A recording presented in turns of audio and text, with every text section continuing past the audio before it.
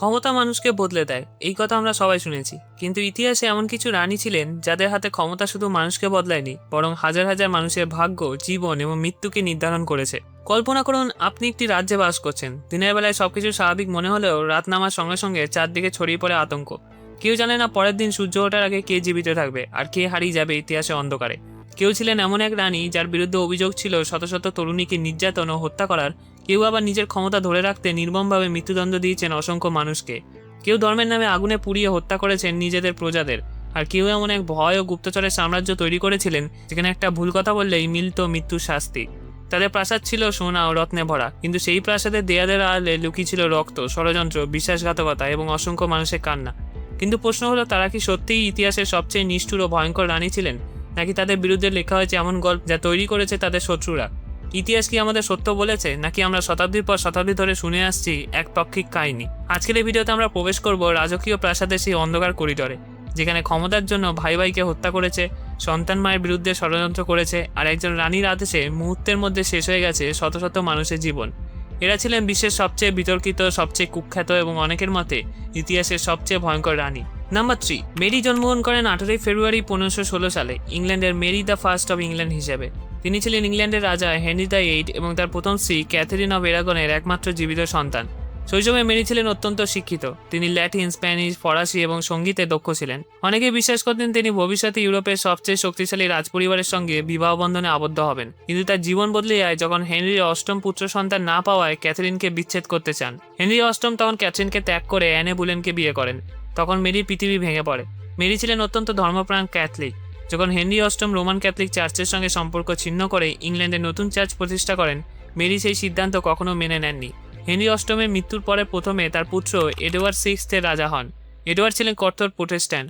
1553 সালে এডওয়ার্ড মারা গেলে কিছু অভিজাত ব্যক্তি লেডি জেন গ্রেকে রানী করার চেষ্টা করে, কিন্তু সাধারণ মানুষও অনেক অভিজাত মেরির পক্ষে দাঁড়ায়।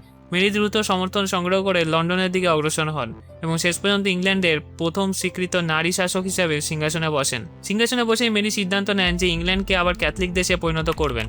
1555 থেকে 1558 সালের মধ্যে ধর্মদ্রোহিতার অভিযোগে প্রায় 280 জনেরও বেশি প্রোটেস্ট্যান্টকে জীবন্ত আগুনে পুড়িয়ে মৃত্যুদণ্ড দেওয়া হয়। এই মৃত্যুদণ্ডগুলো জনসমক্ষে কার্যকর করা হতো। অনেক নারী, পুরুষ, এমনকি বৃদ্ধ ব্যক্তিকেও আগুনে পোড়ানো হয়। এই দৃশ্যগুলো সাধারণ মানুষের মনে আতঙ্ক সৃষ্টি করে। পরবর্তীকালে প্রোটেস্ট্যান্ট লেখক জন ফোক্স তার বিখ্যাত বই ফোক্স বুক অব ম্যাট্রিজে এই ঘটনাগুলো বিস্তারিতভাবে লিখে রাখেন। ফলে মেরির নাম চিরকালের জন্য ব্লাডি মেরি হিসাবে ইতিহাসে ছড়িয়ে পড়ে। 1554 সালে মেরি বিয়ে করেন ভবিষ্যতের স্প্যানিশ রাজা Philip the second of Spain. এই বিয়ে ইংল্যান্ডে অত্যন্ত জনপ্রিয় ছিল। মেরি সন্তান লাভের জন্য মরিয়া ছিলেন, কারণ তিনি চেয়েছিলেন ক্যাথলিক উত্তরাধিকারী জন্ম নিক। 1554 সালে মনে করা হয় তিনি গর্ভবতী। পুরো রাজ্য উত্তরাধিকারের অপেক্ষায় ছিল, কিন্তু মাসের পর মাস কেটে গেলেও কোনো সন্তান জন্মায়নি। সম্ভবত এটি ছিল ফ্যান্টম প্রেগনেন্সি বা মিথ্যা গর্ভধারণ। পরে আবার একই ঘটনা ঘটে। এই ব্যর্থতাকে মানসিকভাবে ভেঙে দেয়। মেরি শাসনের সবচেয়ে বড় রাজনৈতিক বিপর্যয় ছিল ফ্রান্সের কাছে ক্যালিয়াস হারানো। ক্যালাইস ছিল ফ্রান্সে ইংল্যান্ডের শেষ গুরুত্বপূর্ণ অঞ্চল। 1558 সালে এটি হারিয়ে গেলে ইংরেজরা ক্ষুব্ধ হয়ে ওঠে। 17 নভেম্বর 1558 সালে মাত্র 42 বছর বয়সে মেরি মারা যান।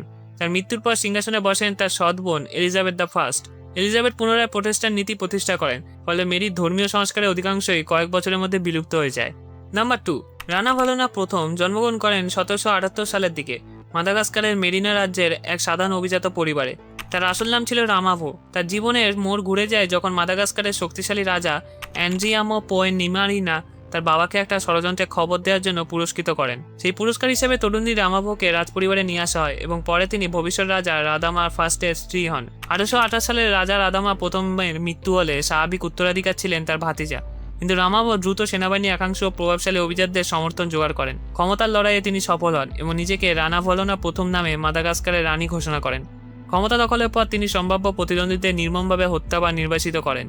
এর মাধ্যমে শুরু হয় তার 33 বছরের দীর্ঘ শাসনকাল। রানা ভালোনার শাসনের আগে রাজা রাদামা প্রথম ইউরোপের সঙ্গে ঘনিষ্ঠ সম্পর্ক গড়ে তুলেছিলেন। বিশেষ করে ইউনাইটেড কিংডমের মিশনারিরা স্কুল, চার্চ ও পশ্চিমা শিক্ষা ব্যবস্থা প্রতিষ্ঠা করেছিল। বহু মাদাগাস্কারবাসী খ্রিস্ট ধর্ম গ্রহণ করতে শুরু করে। রানা ভালোনার নাম সবচেয়ে বেশি কুখ্যাত হয়েছে খ্রিস্টানদের উপর তার অত্যাচারের জন্য। তিনি মনে করতেন খ্রিস্ট ধর্ম গ্রহণ মানে বিদেশি শক্তির প্রতি আনুগত্য প্রকাশ করা। 1835 সালে তিনি প্রকাশ্যে ঘোষণা করেন যে খ্রিস্ট ধর্ম পালন করা রাষ্ট্রদ্রোহিতার সমান। এরপর শুরু হয় ব্যাপক নিপীড়ন। হাজার হাজার মানুষকে গ্রেপ্তার করা হয়, অনেকে কারাগারে নিক্ষেপ করা হয়, অনেককে প্রকাশ্যে মৃত্যুদণ্ড দেওয়া হয়। কেউ পাহাড়ের চূড়া থেকে ফেলে দেওয়া হয়, কেউ বর্ষা দিয়ে বিদ্ধ হয়েছে, কেউ দীর্ঘ নির্যাতনের পর মারা গেছে। অনেক খ্রিস্টানকে গোপনে উপাসনা করতে হতো, ধরা পড়লে মৃত্যুদণ্ডের ঝুঁকি ছিল। এই সময় মাদাগাস্কারে অসংখ্য পরিবার ভেঙে যায় এবং সমাজে ভয়ের পরিবেশ সৃষ্টি হয়। রানা ভালোনার শাসনের সবচেয়ে ভয়াবহ দিকগুলোর একটা ছিল ট্যানজেনা। এটি ছিল এক ধরনের ঈশ্বরের বিচার। অভিযুক্ত ব্যক্তিকে বিষাক্ত ট্যানজেনা গাছের নির্যাস খাওয়ানো হতো, তারপর তাকে মুরগির চামড়ার কয়েকটা টুকরো গিলতে বাধ্য করা হতো। যদি ব্যক্তি বমি করে সব টুকরো বের করতে পারত তবে তাকে নির্দোষ ধরা হতো। এই বিষ এতটাই শক্তিশালী ছিল যে বহু মানুষ বিচার চলাকালীনই মারা যেত। রানা ভালোনা শুধু অভ্যন্তরীণ বিরোধীদের দমন করেননি, প্রতিবেশী অঞ্চলগুলোর বিরুদ্ধেও একাধিক সামরিক অভিযান পরিচালনা করেন। বিদ্রোহ দমন করতে তিনি অত্যন্ত কঠোর ছিলেন। হাজার হাজার মানুষ নিহত বা বাস্তুচ্যুত হয়। এই যুদ্ধগুলো জনসংখ্যা হ্রাসের একটা বড় কারণ হয়ে দাঁড়ায়। পশ্চিমা লেখকরা পরে রানা ভালোনাকে mad queen of the Madagascar নামে ডাকতে শুরু করেন। 1861 সালে রানা ভালোনা প্রথম মারা যান। তার মৃত্যুর পর তার পুত্র রাডামা সেকেন্ড সিংহাসনে বসেন। Number 1, Elizabeth Bathory. 1560 সালের 7ই আগস্ট তৎকালীন হাঙ্গেরির এক অত্যন্ত প্রভাবশালী ও ধনী অভিজাত পরিবারে জন্মগ্রহণ করেন। ব্যাথরি পরিবার ছিল মধ্য ইউরোপের অন্যতম শক্তিশালী রাজবংশ। পরিবারের সদস্যদের মধ্যে রাজপুত্র, সেনাপতি, বিচারক এবং ধর্মীয় নেতা ছিলেন। ছোটবেলা থেকে এলিজাবেথ শিক্ষিত ছিলেন। তিনি হাঙ্গেরির জার্মান, ল্যাটিন ও গ্রিক ভাষায় জানতেন, যা সেই যুগে একজন নারীর জন্য খুবই বিরল ছিল। কিন্তু তার পরিবার নিয়ে নানা গুজবও ছিল। কিছু ইতিহাসবিদদের মতে পরিবারের মধ্যে আত্মীয়দের মধ্যে বিয়ে হওয়ার কারণে মানসিক রোগ, হিংস্রতা এবং অস্বাভাবিক আচরণের প্রবণতা দেখা যেত। 15 বছর বয়সে এলিজাবেথ বিয়ে করেন হাঙ্গেরির বিখ্যাত সেনাপতি ফ্রেডেরিক ন্যারাস্কিকে। বিয়ের পর তিনি চলে যান বিশাল ক্যাথলিক দুর্গে। স্বামী প্রায় যুদ্ধক্ষেত্রে থাকতেন, ফলে বিশাল সম্পত্তি, চাকর-বাকর ও জমিদারি পরিচালনার দায়িত্ব এলিজাবেথের হাতে চলে আসে। সেই সময় তিনি ইউরোপের অন্যতম ধনী ও ক্ষমতাশালী নারী হয়ে ওঠেন। কথিত আছে দুর্গের ভেতরে কর্মরত দাসী ও তরুণী চাকরানীদের উপর এলিজাবেথ অত্যন্ত নিষ্ঠুর আচরণ করতেন। 1590 দশকের শেষ থেকে আশেপাশের গ্রামগুলোতে একটা অদ্ভুত বিষয় লক্ষ্য করা যায়। অনেক দরিদ্র পরিবারের কিশোরী মেয়েরা চাকরির আশায় ব্যাথরির দুর্গে প্রবেশ করত, কিন্তু আর কখনো ফিরে আসতো না। প্রথমে বিষয়টি গুরুত্ব পায়নি। এলিজাবেথ ব্যাথরিকে ঘিরে সবচেয়ে বিখ্যাত গল্প হলো তিনি নাকি তরুণী কুমারীদের রক্তে স্নান করতেন, যাতে তার সৌন্দর্য, যৌবন অক্ষুণ্ণ থাকে। কিংবদন্তি অনুযায়ী একদিন তিনি এক তরুণীকে আঘাত করেন এবং মেয়েটির রক্ত তার হাতে পড়ে।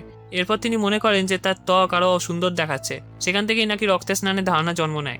1609 সালের দিকে অভিযোগ এত বেশি হয়ে যায় যে হাঙ্গেরির রাজা ম্যাথিয়াস দ্য সেকেন্ড বিষয়টি তদন্তের নির্দেশ দেন। তদন্তের দায়িত্ব পান গয়র্গি থুরজো। তদন্তকারীরা শত শত সাক্ষ্য সংগ্রহ করেন। 1610 সালের ডিসেম্বর মাসে থুরজো এবং তার লোকজন ক্যাথলিক ক্যাসেল দুর্গে হানা দেয়। এলিজাবেথ সহযোগীদের বিরুদ্ধে বিচার শুরু হয়। অনেকেই স্বীকারোক্তি দেয় যে তারা নির্যাতনে অংশ নিয়েছিল। কিছু সহযোগীকে মৃত্যুদণ্ড দেওয়া হয়। মৃত্যুদণ্ড না দিয়েও এলিজাবেথকে নিজের দুর্গের একটা কক্ষে বন্দী করে রাখা হয়। পরে তিনি সেখানে মারা যান। এই ভিডিওটা যদি ভালো লাগে এই ভিডিওগুলো দেখুন। চ্যানেলটা অবশ্যই সাবস্ক্রাইব করবেন। আশা করি ভালো লাগবে।